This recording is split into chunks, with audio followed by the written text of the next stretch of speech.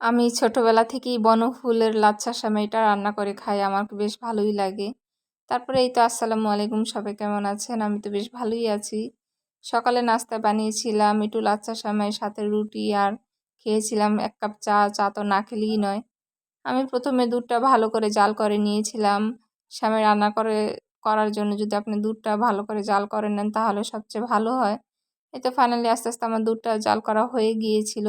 তারপরে একটা বাটিতে আমি দুধটা ঢেলে নিয়েছিলাম। তারপরে এই তো এই বনফুলের লাচ্ছা সেমাইটা এখন আমি যতটুকু প্রয়োজন ততটুকুই দিব, সম্পূর্ণটা দিব না। ২ জন মানুষ খাবো। তারপরে এই তো বানিয়েছিলাম।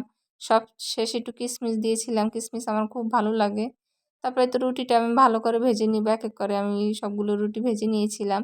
আমার রুটি ভাজা খুবই সুন্দর হয়, আর অনেকটা গোলও হয়, খুব সুন্দর হয়।